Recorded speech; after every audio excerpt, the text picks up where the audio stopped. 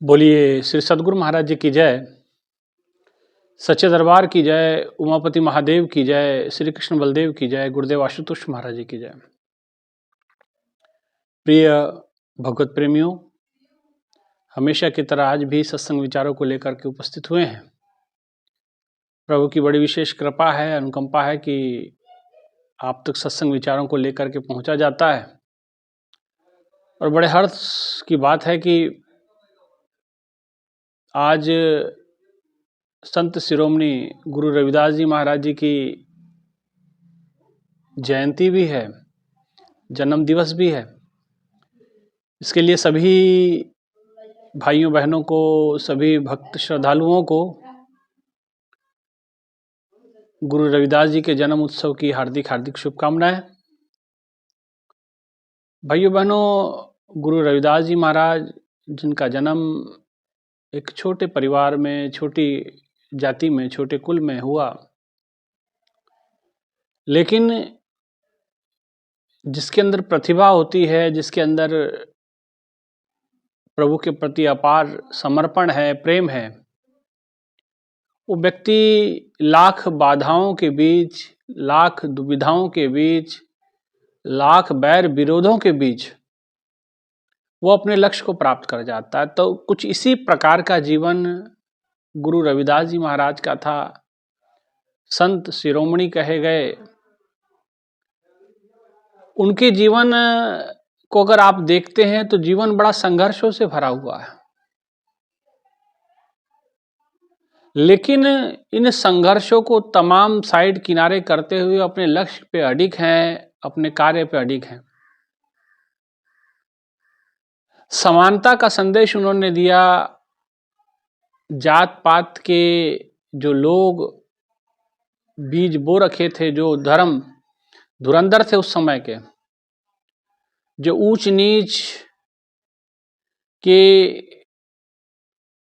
ईश्वर को भी उस बंधन में बांध दिए थे, और उन लोगों का, वो धर्म के ठेकेदारों का कुछ मानना इस प्रकार से था कि ईश्वर केवल और केवल बड़े या ऊंचे कुल के लोगों की ही बपौती है।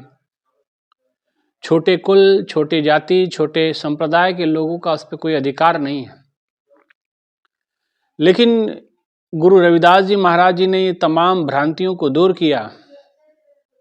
इन तमाम दुविधाओं को दूर करके वो प्रभु की अनन्य प्रिय भक्त भी बने, समाज के अंदर प्रतिष्ठित भी हुए, और इसमें सबसे बड़ी कृपा उन पर की तो उनके गुरु रामानंद जी ने की। भाइयों बहनों,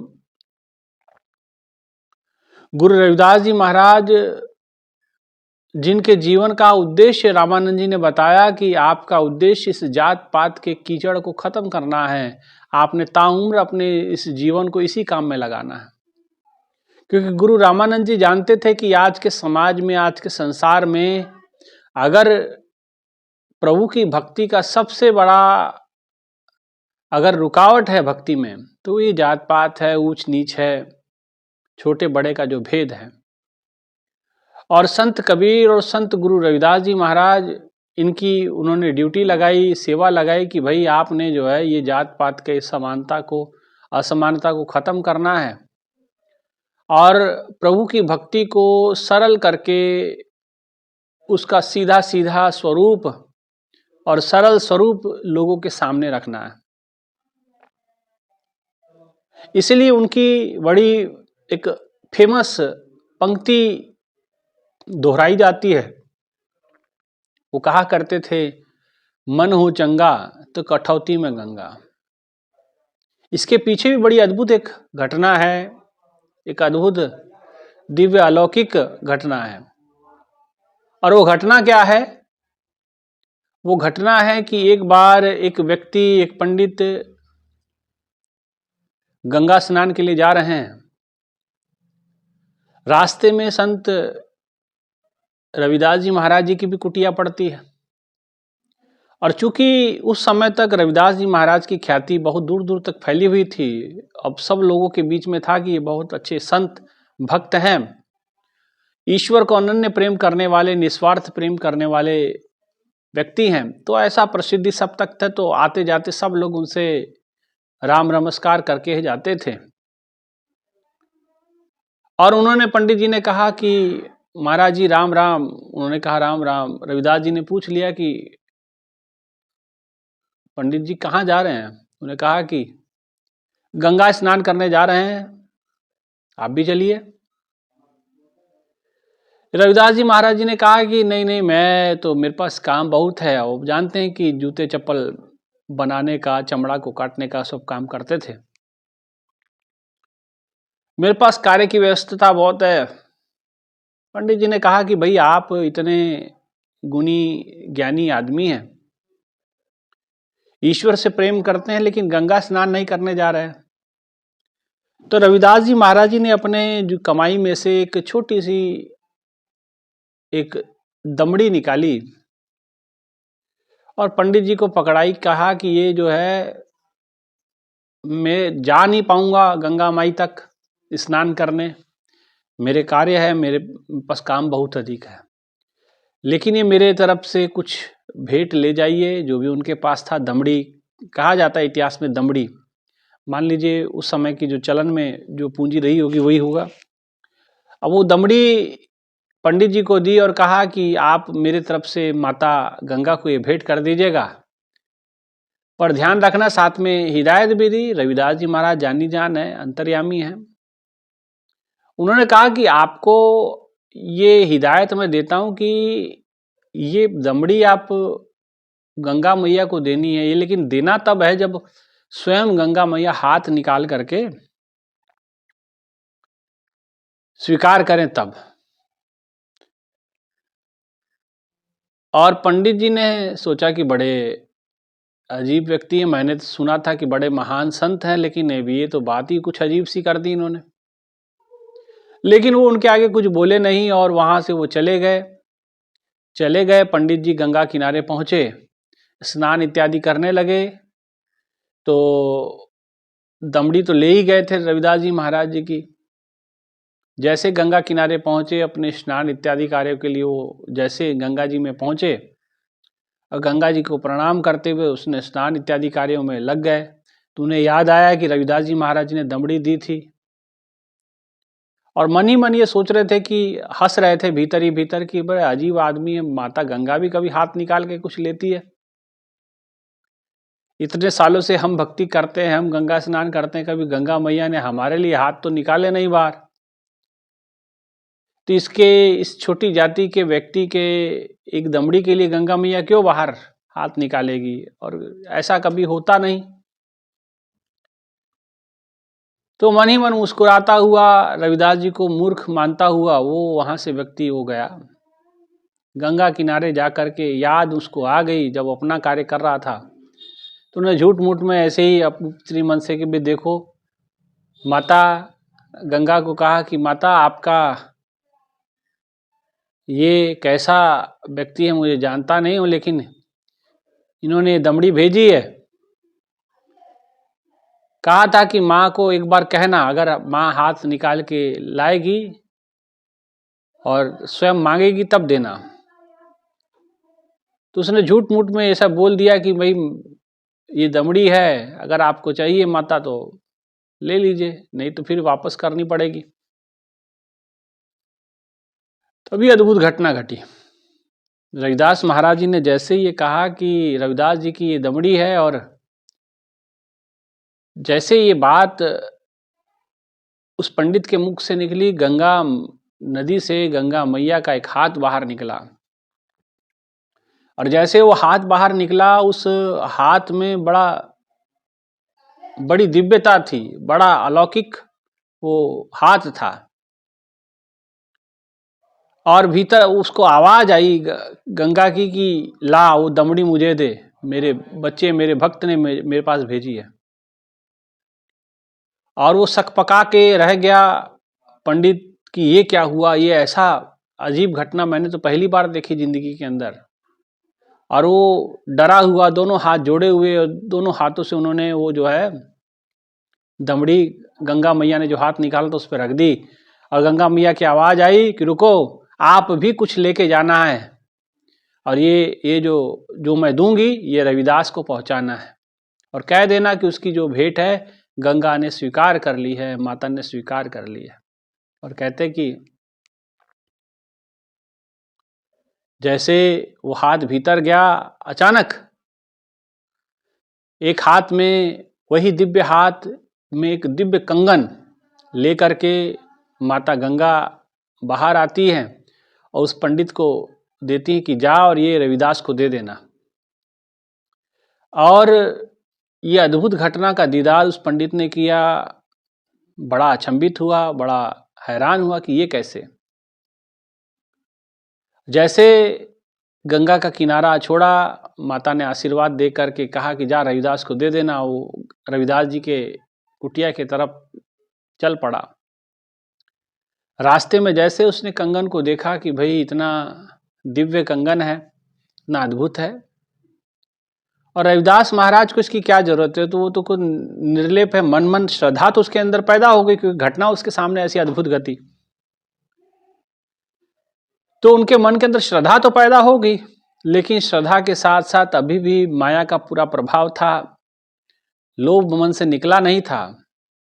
इतनी अद्भुत, इतनी दिव्य अलौकिक घटना को देखने के बाद भी रविदास जी के प्रति श्रद्धा तो उसकी बनी, लेकिन पूर्ण रूपेण श्रद्धा समर्पण का रूप नहीं ले पाई, विश्वास का रूप नहीं ले पाई। मन के अंदर लोभ लालच काम कर गया। उन्हें सोचा कि ये बताइए, इतना दिव्य कंगन, इतना, और देखने में बड़ा सुंदर लग रहा है, इस कंगन का रविदास जी महाराज क्या करेंगे? ये कंगन थोड़ी उनको शोभा देगा। और उन्होंने क्या किया कि ये कंगन रविदास जी को ना दिया जाएगा, किसी और को दिया जाए, जहाँ से मुझे ख्याति प्राप्त हो, मुझे यश प्राप्त हो। तो रविदास जी की कुटिया के सामने से गुजरते हुए रविदास जी तो जान रहे थे, लेकिन फिर भी उन्होंने एक ऐसी लीला की। उन्होंने कहा कि सुनते हो पंडित जी, मेरी दमड़ी आपने माता को दी या नहीं दी, या माता ने हाथ लेकर के निकाल करके मेरी दमड़ी स्वीकार करी कि नहीं करी? तुरंत जो है पंडित जी ने हाथ जोड़े, कहा कि महाराज आप बड़े अद्भुत व्यक्ति हैं,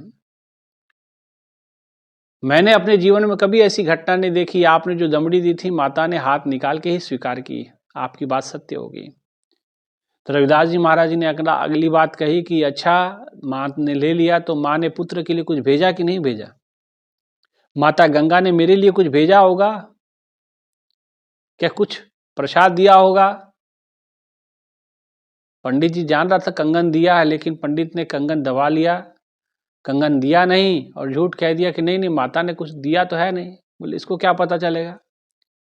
लेकिन जो ऐसे अद्भुत अलौकिक दिव्यता से परिपूर्ण ओजस्वी महापुरुष होते हैं, उनके लिए घटघट अंतर की जानत, भले बुरे की पीर पहचानत, तो सब कुछ जानते हैं।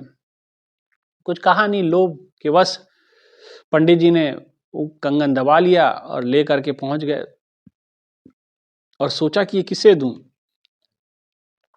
उन्होंने सोचा कि क्यों ना इस राज्य के राजा को मैं दे दूं, राजा ये भेंट देख करके स्वीकार करके और खुश हो जाएगा कि इतना अद्भुत कंगन, सोने का कंगन, हीरे का कंगन दिया है। तो पंडित जी वो कंगन लेकर के पहुंचे राजा के पास, राजा को कंगन दिया। राजा ने प्रशंसा की, पंडित जी को कहा कि बहुत सुंदर ये कंगन है, हम इसे स्वीकार करते हैं। और वो इतना सुंदर था वो कंगन की, हीरे का कंगन, उस कंगन को ले जाके राजा ने अपनी पत्नी को दिया, महारानी को दिया। महारानी ने वो कंगन हाथ में पहना, लेकिन आप जानते हैं कि कंगन एक साइड नहीं पहना जाता, दोनों हाथों में होना चाहिए। उन्होंने कहा महाराज ये तो ठीक है, कंगन तो बहुत सुंदर है, लेकिन ये एक ही है, तो एक ही हाथ की शोभा बनी, दूसरा हाथ तो हमारा रिक्त है, इसमें भी तो कुछ चाहिए कि नहीं, इसके साथ का दूसरा कंगन मुझे ला के दीजिए। तो राजा ने कहा कि मुझे तो ये पंडित ने भेंट किया है।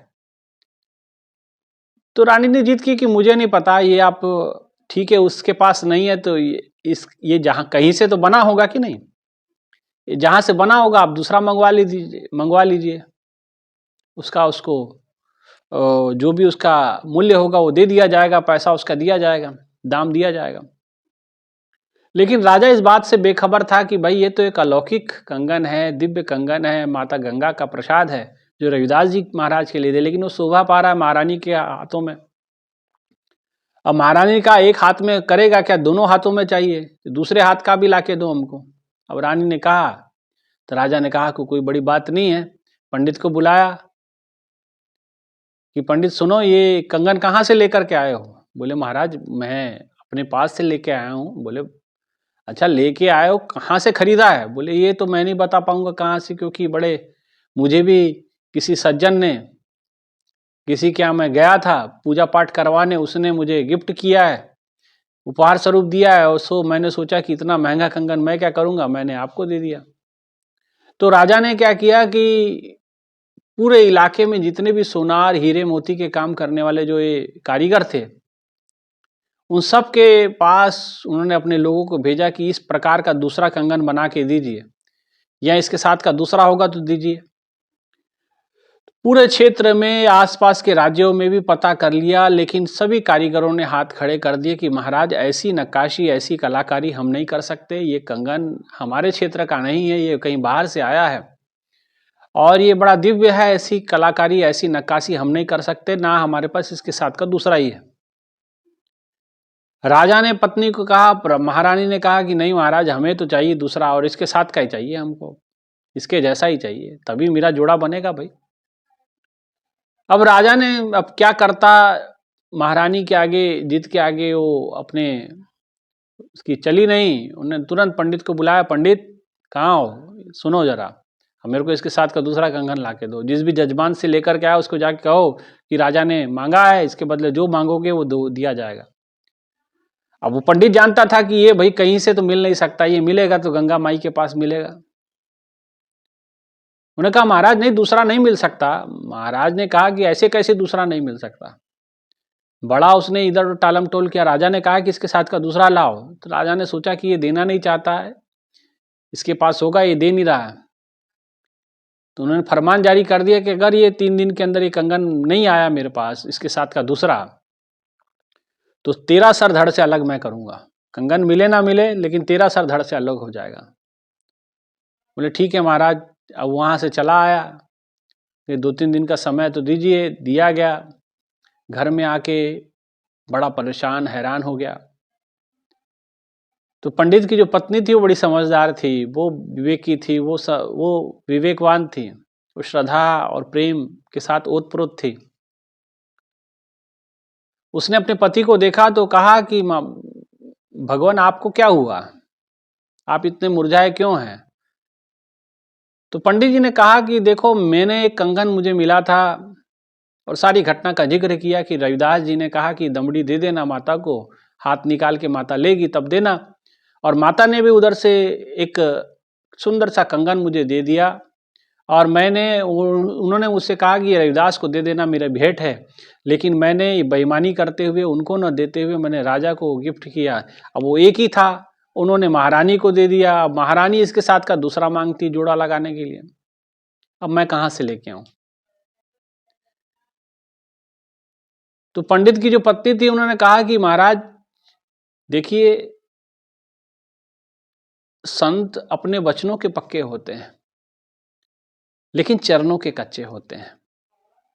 आप अपने भीतर का अहंकार गिराइए, आप ऊंचे हैं नीचे हैं ये सब छोड़िए, उस संत रूपी भगवान, गुरु रूपी भगवान के, रविदास जी के चरणों में गिरिए।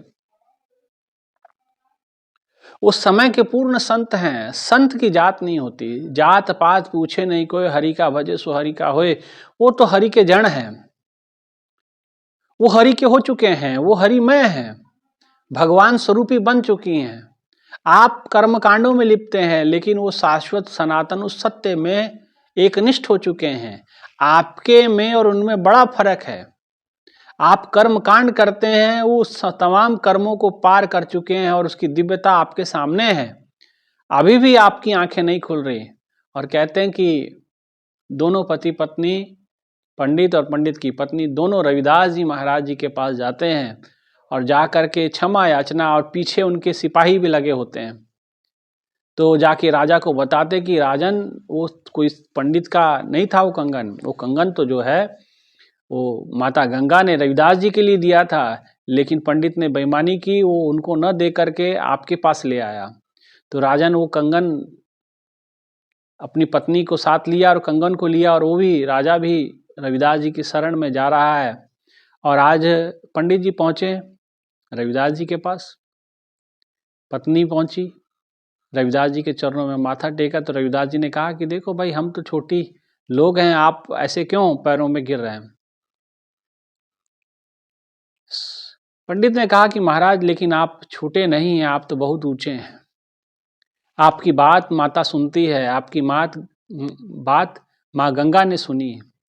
मेरे अंदर दुष्टता है, मेरे अंदर मलिनता है, मेरे अंदर माया का भाव है, मेरे अंदर माया छुपी हुई है, मेरी वाणी में वो कलुषितता है, मेरे मन में वो लालच भरा हुआ है। इसीलिए मुझे क्षमा करें। माँ ने आपका दमड़ी तो स्वीकार किया था और आपके लिए भेंट भी भेजी थी, आपके लिए भेंट भी भेजी थी। और भेंट भेजने के बाद मैंने आपके लिए उन्होंने भेंट जो दी थी, मैंने वो भेंट आपको न दे करके वो राजा को भेंट कर दी। ये मेरे से गलती हुई, पाप हुई, और उस कारण से मैं अपने जीवन के अंत की ओर बढ़ रहा हूँ, क्योंकि उसके साथ का दूसरा कंगन वो राजन मांग रहे हैं, उनको अपनी जोड़ा बनाना है, और वो नहीं दे पाया तो मेरा सर कलम कर दिया जाएगा। तो आप कृपा करें, दया करें, मुझे कुछ रास्ता बताएं। रविदास जी महाराज जी ने कहा कोई बात नहीं है, इतनी कोई बड़ी समस्या नहीं है। रविदास जी ने तुरंत कहा कि अब आपकी शाश्वतता, आपकी सच्चाई सामने आ गई है। अपना दोष संत के सामने प्रकट करने से वो दोष नहीं हो जाता, वो प्रभु की कृपा और आशीर्वाद का इंसान पात्र हो जाता है। और अब आप ईश्वर के कृपा पात्र बन चुके हैं, आप चिंता ना करें। और तुरंत रविदास जी ने अपनी चटाई हटाई, जहाँ उनके हथियार रखे हुए थे, चटाई हटाई और एक जोर से जो उद्घोष किया उन्होंने, मन हो चंगा तो कठौती में गंगा।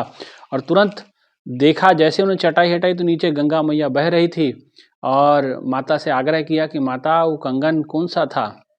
तो वहाँ अनेकों हीरे मोती माणिक के वो नदी के गंगा के अंदर जो चटाई के नीचे बह रही थी उसके अंदर दिखाई दे रहे थे।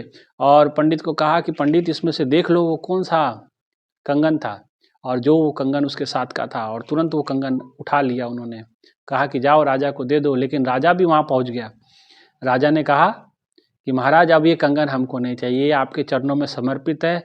हम शर्मिंदा हैं, हमारे मन के अंदर ऐसे भाव थे, हम माया के वशीभूत होकर के इस प्रकार के कृत्य कर देते हैं। लेकिन अब हमें चीज़ें समझ में आ गई है, आप ईश्वर के सच्चे और ईश्वर स्वरूपी संत हैं, इसलिए अब हमें कुछ नहीं चाहिए, अपने चरणों का वास दीजिए वह, और हमारी आत्मा को भी मलिनता से दूर कीजिए, हमारे भीतर भी ईश्वर का वास कीजिए। हम भी भक्ति करेंगे, ईश्वर की आराधना करेंगे, बंदगी करेंगे, और अपने जीवन को सफल सार्थक करना चाहते हैं। और गुरु रविदास जी महाराज जी के वो पंडित और उसकी पत्नी और राजा और महारानी दोनों शिष्य बनते हैं, और गुरु रविदास जी के चरणों का वो सत्संग सुनते हैं। रोज उनके पास जा कर के प्रभु की कथा महिमा सुनने लगे, और उनका जीवन भी प्रभु के रंग से रंग दिया। तो ऐसे अद्भुत दिव्य अलौकिक संत शिरोमणि गुरु रविदास जी महाराज जी थे। ये उनके जीवन की एक छोटी सी घटना मैंने आपको बताई। ऐसे तो उनका अगर जीवन सारा चरित्र पढ़ें तो अलौकिकता से भरा हुआ है, दिव्यता से भरा हुआ है। उन्होंने अपने जीवन में बड़े क्रांतिकारी विचार और बड़े क्रांतिकारी तरीके से कार्य किए, और लोगों को मानवता का संदेश दिया, सबको एक रूप एक परमात्मा की भक्ति करने के लिए उन्होंने प्रेरित किया। इसीलिए भाइयों बहनों, हमें भी चाहिए कि हम एक ईश्वर की भक्ति साधना आराधना करें, जो गुरु महाराज जी के द्वारा ज्ञान प्राप्त है उसकी साधना भक्ति करें। और इतना ही कहते हुए आप सभी को पुनः गुरु रविदास जी महाराज जी के जयंती पे, जन्म दिवस पे हार्दिक हार्दिक शुभकामनाएं, ढेर सारी बधाई, और अपने विचारों को यहीं विराम। और आप सभी से आग्रह है कि चैनल को जरूर सब्सक्राइब कर लें और जरूर वीडियो को पूरा देखें, तभी चीज़ें समझ में आएंगी। ठीक है, इतना ही कहते हुए विचारों को विराम देते हैं। बोलिए श्री सद्गुरु महाराज जी की जय। सच्चे दरबार की जय, उमापति महादेव की जय, श्री कृष्ण बलदेव की जय, सियाबल रामचंद्र महाराज की जय, गुरुदेव आशुतोष महाराज जी की। धन्यवाद। जय श्री राम।